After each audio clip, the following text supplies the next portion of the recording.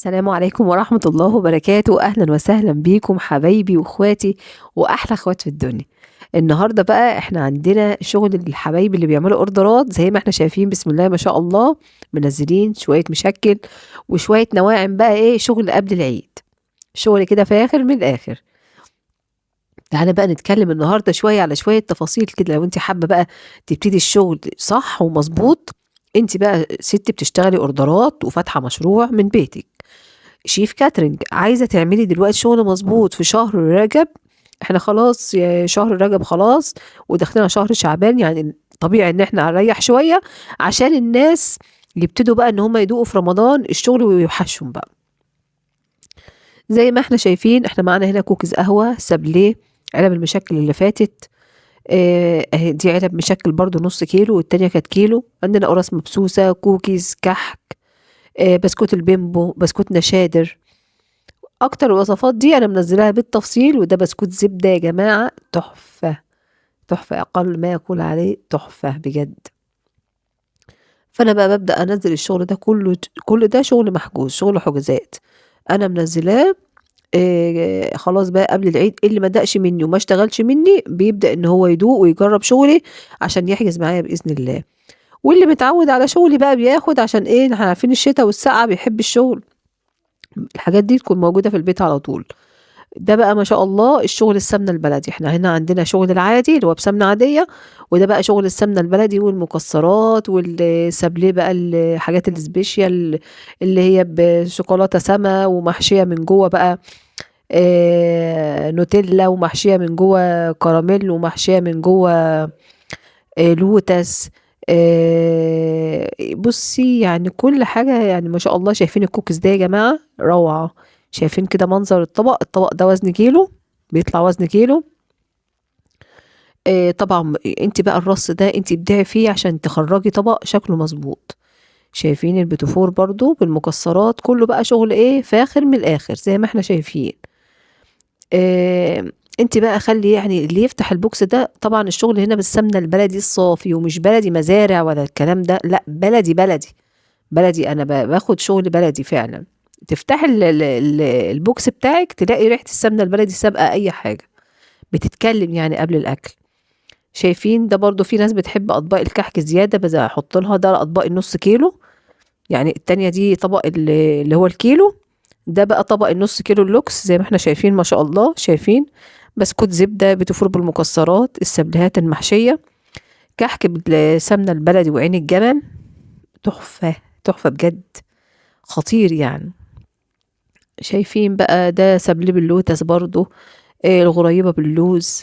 حابة بقى تحطي اللوز كده، حابة تفرميه وتحطيه. ده كوكيز، والبسكوت الزبدة. يعني شايفين منظر الرص والطبق كده يا ما شاء الله، يشهي ويفتح النفس. يعني يا الله أكبر، مفيش حد كان حاجز واستلم غير لما نزل أحلى ريفيو يعني عن الطعم وعن الشكل، ويسأل يعني إيه الجمال ده. وكل اللي ما شاء الله اللي خد طبق تشكيل حاجز الحمد لله للعيد. ده برضو كان اللي حاجز عايز طبق كله سبلات شوكولاتات، مش عايز كحك. يعني انت بقى بتشوفي كل عميل محتاج ايه وحاجز معاكي ايه، وبتعملي العميل زي ما هو طالب منك يعني واحسن. يعني حاولي ان انت تبدعي بحيث يوصل له الحاجه احسن من طلبه كمان. دايما لما تريحي زبونك تلاقي الزبون مرتاح معاكي في المعامله، حتى لو انت بتتاخري في الشغل شويه هو بيحبك مستنيكي مرتاح معاكي. اهم حاجه الراحه النفسيه بينك وبين العميل. النهارده بقى عايزه اقول لك حاجات مهمه جدا. اوعي اوعي اوعي حد ينصحك ويقول لك اشتغلي في شهر شعبان، ابدأي بالنواعم عشان في شهر رمضان يبقى يا دوبك تسليم والشغل خفيف عليك. معلش ما ينفعش يا جماعة، ما ينفعش. انتي شيف بيتي. يعني ايه شيف بيتي؟ مش محلات. المحلات هي اللي بتشتغل وتركن في مخازن وتيجي تطلع على رمضان بقى عشان تبيع. احنا بنربي سمعة يا جماعة، احنا مش فرن شغال بنبيع، احنا ناس شغالين اكل بيتي، يعني اكل فريش اول باول. انت ابتدي ان شاء الله، حابة تبتدي من شعبان اوكي، اخر 4 ايام في شعبان ابتدي اعملي الحاجات اللي انا اقولك عليها، ما تعمليش غيرها. ايه هي الحاجات دي؟ ابتدي اعملي غريبة واركنيها. كل الغريبة ما بتقعد، كل طعم السمنة البلدي ما يظهر فيها، وكل ما بتنعم وتحلو. اعمل ايه تاني؟ وطبعا طريقة اللي انت تشيليها حلل الألمونيوم، حلل ألمونيوم ورصيها فيها وسيبيها، وبين كل صف وصف تحطي إيه كيس لبن كده تفتحيه وتحطيه ما بينهم عشان حاجتك ما تتبهدلش. إيه اللي نشتغله تاني؟ السابليه. اشتغلي السابليه لأن هو بياخد وقت في رمضان فبيهدر معاكي وقت ومش بيغير كتير لو قعد. اشتغلي السابليه وحطيه برضو في علب محكمة الغلق، بس حاولي ما تكونش في البلاستيك على طول، اكياس شفافة وبعد كده البلاستيك عشان برضو ما يعملش ريحة. إيه ما تحطيش اكياس ما بينه ولا حاجة، هو مش ناعم الدرجة اللي هو بيعمل كده. وابدأي برضو شيليه، بس اكتر من كده في شهر شعبان ما تعمليش حاجة. تعالي بقى في شهر رمضان، انت ما شاء الله ربنا فاتحها عليكي وعندك حجوزات كتير، هاتي بنات يساعدوكي، افتحي باب رزق لغيرك ربنا هيفتح لك ابواب رزق. هاتي بنت، هاتي بنتين، هاتي 3، هاتي 4، على حسب الشغل المحجوز معاكي وعلى حسب امكانياتك. انا اللهم بارك الحمد لله يا رب معايا 4 بنات بيساعدوني في الايام العاديه، في رمضان بخليهم 6. اللي بقى متخصص بيقف في بنتين بيقفوا على الفران، وفي اللي بيقف على وفي بنات متخصصين تغليف، وفي تزويق البتوفرات والسبليهات دي، هم طول الشهر قاعدين بيزوقوا بس شوكولاتات. فالموضوع طبعا محتاج ترتيب شوية، ومحتاج ان انت تظبطي دنيتك، محتاج انا عايزة انزل منيوهات من دلوقتي، ما انت ما تستنيش بقى بعد كده وتكسري عن انت تنزلي منيوهات واسعار للعملاء، هتلاقي العميل منك زهق وراح لغيرك، حجز مع غيرك. خلاص طالما حجز مع غيرك خلاص راح منك. لا انت ابتدي دلوقتي. خلاص انا في شهر رجب جبت كل البضاعة بتاعتي دخلتها تمام. خلاص واقدر اسعاري، والله البضاعه غلت رخصت بعد كده انا مش خسرانه حاجه، انا جبت بضاعتي وقدرت اسعاري بناء على البضاعه اللي دخلتها. والله رخصت ماليش دعوه بالسوق، غلت بقى ماليش دعوه بالسوق، اللي انا اشتريته هو اللي انا بطلع بيه تمن السلعه بتاعتي. دخلي سمنتك، دخلي زبدتك، دخلي سكرك، كل حاجه دخليها ما عدا البيض والدقيق، كله دخليه. شايفين يعني ما شاء الله، يعني انا بوريلكم قد ايه البوكسات البلدي. يعني تخيلي بقى كده انت لو محل، طب بالله عليكي انت يعني بتخشي تلاقي في محلات كده الشغل العظمه ده، يعني الشغل اللي فعلا والله عظيم، يعني ما شاء الله يفتح نفسي، مش عشان انا عاملاه بس بجد منظر البوكسات كل اللي خدها يعني قال انا رحت بها ضيوف والله العظيم اتشرفوا بيها بجد. فانت بقى يعني ايه زي ما قلت لك دخلي بضغطك، نزلي المنيو الاسعار بتاعتك بما يرضي الله، وما تظلميش حد ولا تظلمي نفسك. لو معاكي عمالة بتعملي حساب العمالة، لو وتشوفي سعر السوق برضه عشان ما تبقيش اعلى من السوق ولا اقل من السوق، انت في مستوى السوق. انفردي بشغلك مالكيش دعوه بحد. ويا ريت يا جماعه، ويا ريت يا جماعه، يا ريت يا جماعه، منعا للاحراج ما حدش يخش يحرج حد ويساله على مقاديره.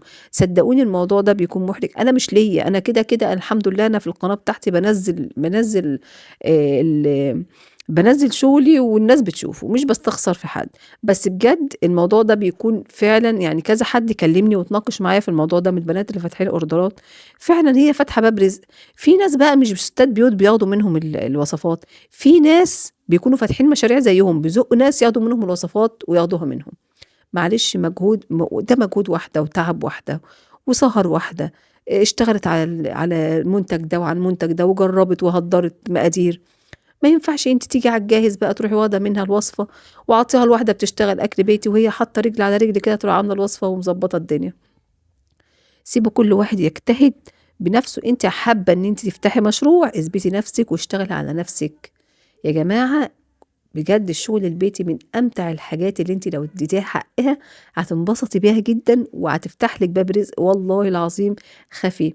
وافتحي باب رزق لغيرك عشان ربنا يفتح لك باب رزق. وانا معاكم ان شاء الله من هنا لرمضان، فاضيه في شهر شعبان اقول لكم بقى كل حاجه محتاجينها، وكذا بس مباشر هنعمله ان شاء الله، نجاوب على كل الاسئله اللي انتم محتاجينها. لو انت فاتحه مشروع او هتفتحي مشروع وخايفه، انا معاكي وان شاء الله هتقفي على رجليكي وهتكوني احسن واحده في الدنيا. وانا عايزاكي مميزه في البلد اللي انت فيها، وليكي اسمك كده وليكي كادر كده بيتكتب كده اول ما اسمك بيتذكر. يا رب اكون قدمت لكم شويه معلومات مفيده النهارده، ويا رب شغلي يكون عجبكم. بجد بحبكم قوي، والسلام عليكم ورحمه الله وبركاته. كل سنه وانتم طيبين.